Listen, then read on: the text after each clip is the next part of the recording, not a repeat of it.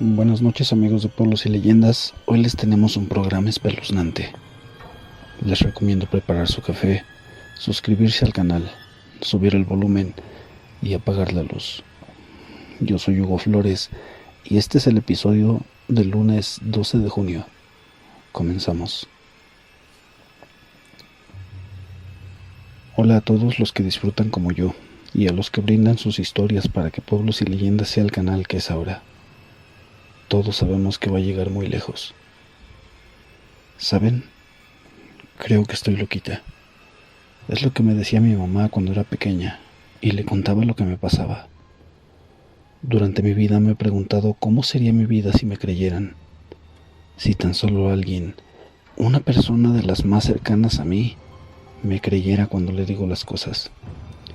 Cuando les digo o advierto lo que va a pasar. Cuando les digo de las energías que desprenden las personas y lo que me hacen sentir. Pero no. Nadie me ha creído nunca, así que he guardado mis advertencias y mis sensaciones, si es que así se las puede llamar. Las he guardado para mí. Lo prefiero así, a eso de que sigan diciendo que estoy loca y que es mi imaginación. Incluso tanto me lo han repetido que yo también lo creo, y sé que ustedes también lo pensarán cuando termine este relato. Esta historia que me pasó es una de tantas que han sucedido en mi vida desde mi niñez y no, a diferencia de muchos que dicen que les causa terror recordar, a mí no. No me dio miedo cuando sucedió y solo temí por mi bebé. Pero en lo personal, escuchar o ver cosas para mí es algo tan normal que ahora solo las ignoro. Y esto se los cuento solo para no contarle a alguien cercano directamente y que nuevamente piensen que lo invento. Pero lo hago porque si esto que voy a escribir es parte de lo que me está pasando, quiero que deje de pasar, quiero que deje de doler. Recuerdo que ese día estábamos solas en casa. Los hombres se habían ido al rancho. Es una muy pequeña comunidad ubicada en la Mixteca poblana, pero para que entiendan los pongo en contexto.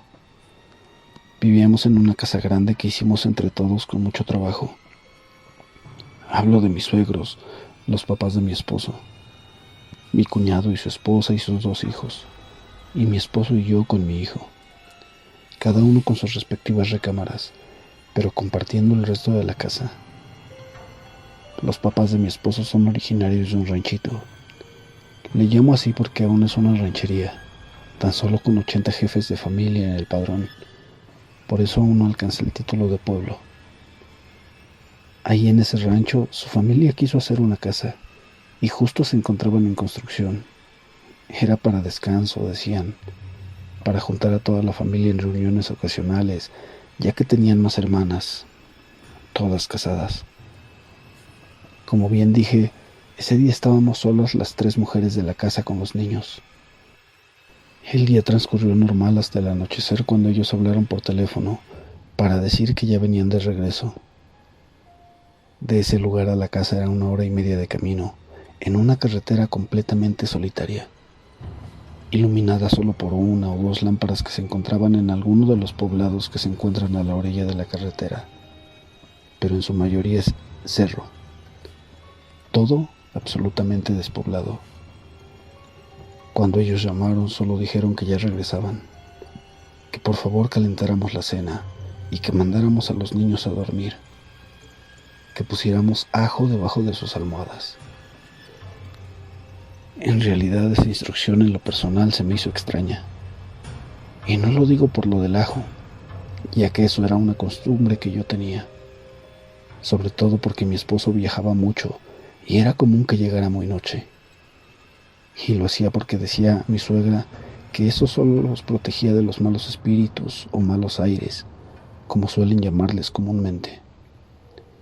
Ella era creyente de eso, y siempre me decía que lo hiciera, y así lo hacía yo.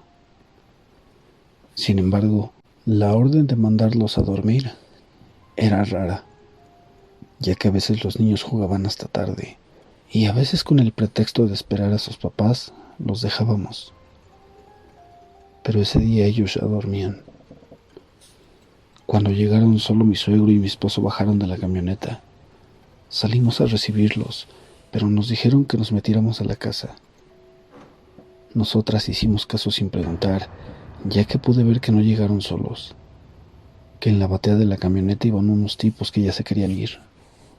Así que mi cuñado inmediatamente se los llevó, y así ellos también entraron en la cocina, donde estábamos nosotras. Al entrar, nos dimos cuenta que mi suegro se encontraba tomado. Mi esposo, él no toma afortunadamente, o al menos ese día no lo hizo. Estando sentado en la mesa, listo para cenar, mi suegro balbuceaba. Decía cosas que poco se le entendían, mientras nosotras nos reíamos a sus espaldas. Mi suegra solo nos veía y mi esposo estaba sentado cenando a su lado. Cuando preguntó si le entendimos, e incluso dio la sensación de que lo alcoholizado se le había quitado. Entonces entendimos bien lo que dijo. Él decía: ¡ahí viene! ¡ahí viene! Y todos nos miramos extrañados. De hecho, platicábamos, y él nos calló. Nos dijo: ¡shh! ¡Cállense! ¡ahí viene! ¡ahí viene! ¡ya está aquí! No sé si fueron sus palabras o el hecho de que pude sentir eso. Pude sentir cómo algo malo, algo muy malo entraba por la puerta que daba hacia la calle y cruzaba por la parte de afuera hacia la cocina. Y mientras sentía eso pensé en mi hijo. Me dio mucho miedo pensar que eso se podía ir hacia él, y pensé en ir hacia la recámara con él. Pero mi suegro interrumpió mi pensamiento y dijo: ¡nadie se mueva! ¡Todos quietos! Los niños están bien, pero no se muevan. Eran unas órdenes que todos obedecimos. En eso empezamos a escuchar cómo en la parte de arriba, donde se encontraba la recámara de mis suegros, se escuchaba claramente cómo azotaban un sillón. Después una mesa pequeña en donde mi suegra siempre tenía una jarra con agua. De hecho, se escuchaba cómo se regaba el agua. Se escuchaba como si lo hubieran tomado, como si hubieran levantado la jarra para dejar caer el agua desde arriba. Se escuchó cómo aventaban el vaso, un vaso de cristal que también sabíamos que estaba ahí y que mi suegra utilizaba para servirse su agua. Después lanzaron la jarra, que era de vidrio grueso, y se escuchó cómo se estrellaba contra la pared haciéndose pedazos. Se escuchaba cómo arrastraron la cama y muchos objetos más que caían o arrastraban en toda la habitación, que era bastante amplia y tenía muchos muebles. Mientras eso sucedía, llegó mi cuñado y entró a la cocina. Al escuchar todos esos ruidos quiso subir, pero otra vez mi suegro le dijo que no, que se quedara quieto y que no subiera. Así estuvimos no sé cuánto tiempo, hasta que se calmó todo. Se dejaron de escuchar los golpes. Entonces mi suegro dijo: cierren los ojos. Y no sé los demás, pero yo sí lo hice. Pero en esta ocasión no pude sentir nada, solo calma. Después de un rato, por fin, él nos dijo: ya se fue. Entonces mi esposo le dijo a su cuñada que se fuera a asomar qué había pasado. En la mente de todos, y por lo que habíamos escuchado, ese cuarto debería estar en pedazos, y pensamos que tendríamos que ir a recogerlo. Al menos fue lo que pasó por mi mente. Pero en la mente de ella creo que pasó otra cosa, ya que estaba aterrada y solo alcanzó a decir que ni loca subía. Cabe mencionar que mi esposo es muchos años menor que su hermano, y siempre le hacía bromas a su cuñada, a veces un poco pesadas, pero siempre hubo respeto y cordialidad. En esa ocasión, él no insistió y yo ya sabía que no había nada ahí y que quería saber qué era lo que había pasado, cómo había quedado todo. Así que yo dije: yo sí subo.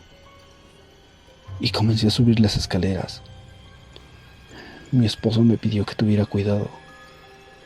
Entonces comencé a subir más despacio y vi que mi concuña me seguía muy despacio. Comencé a abrir la puerta cuando sentí que Chivis, Mi concuña se sujetaba de mí.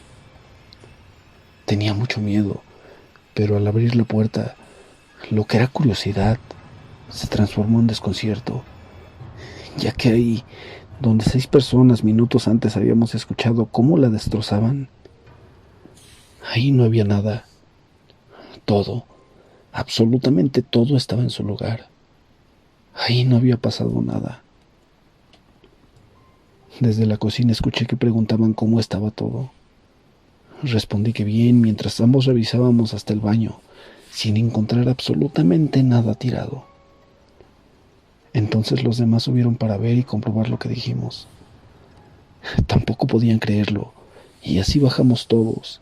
Revisamos a los niños y comprobamos que estaban bien dormidos, y nos dirigimos a la cocina para hablar de lo ocurrido. Mi esposo nos contó lo que sucedió, o al menos de lo que ellos se dieron cuenta, y es que fue una historia de muchos intérpretes. Mi esposo nos contó que como él no tomó, le tocaría manejar. Entonces solo convivía con ellos, con los borrachos, algunos conocidos del rancho, y que les habían pedido que los llevaran a Tehuacán, que es donde vivimos. También estaban 2 chalanes. Ellos ayudaban en la casa, ya que ahí estaba nuestro trabajo. Mi esposo, Isaac, su hermano, y los trabajadores, junto con mi suegro y otros 3 señores del rancho, se habían puesto a tomar mientras habían ido a supervisar cómo iba la construcción de la casa del rancho. Tan a gusto se le estaban pasando que cuando cayeron en cuenta ya era de noche. Pasaban de las 9, así que decidieron regresar a casa. Iban en el camino, que como mencioné, era una carretera solitaria. La camioneta era de doble cabina, pero aún así no cabían todos, así que unos se fueron en la batea. Pero mi esposo se dio cuenta que subieron algunas botellas de cerveza, para que no se desperdiciaran, decían ellos. Y mientras avanzaban, los de la cabina en la parte de atrás iban platicando con los de la batea por medio de una ventana pequeña. En eso, dice mi esposo que alcanzó a ver un bulto al lado de la carretera, a lo cual no prestó atención y continuó el camino. Pero para los borrachos, para ellos no fue solo un bulto, ya que cuenta Isaac, mi cuñado, que uno de los de atrás dijo: ¡Es un muerto! Y que otro respondió que a él los muertos le daban risa, y dijo una serie de groserías retando a eso que habían visto. Otro de los que iban en la cabina dijo: no jueguen con eso. Y más adelante Israel, mi esposo, vio algo nuevamente en la carretera, lo cual alcanzó a esquivar, y entonces gritaron todos. Pero los gritos no eran por el movimiento brusco de la camioneta, sino porque eso estaba ahí, parado, a media carretera.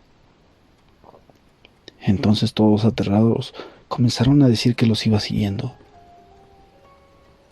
Mi esposo jura que miró por el retrovisor de la camioneta y que no vio nada, que a media carretera no había nada, solo oscuridad. Sin embargo, todos empezaron a gritar que le pisara, dándole a entender que acelerara la camioneta. ¡Acelera! ¡Acelera!, gritaban aterrados mientras golpeaban con las manos la camioneta, al grado que mi esposo, sin haber visto nada, comenzó a acelerar, porque incluso a él le había dado miedo, contagiado por el pánico que le hacían sentir los borrachos. Esos gritos, que incluso juran que lo tomado se les quitó al ver eso. Al llegar a la casa, ellos quisieron continuar inmediatamente el camino para que eso no los alcanzara. Y fue como llegó a la casa. Fue la forma en que esa cosa llegó con nosotros. Esta es una de las experiencias en la cual las personas a mi alrededor estuvieron o fueron parte, y por eso nadie pudo negar que pasó. Ahora que vivo sola y en un lugar muy apartado en el rancho que les mencioné, ahora me ha dado por escuchar sus historias.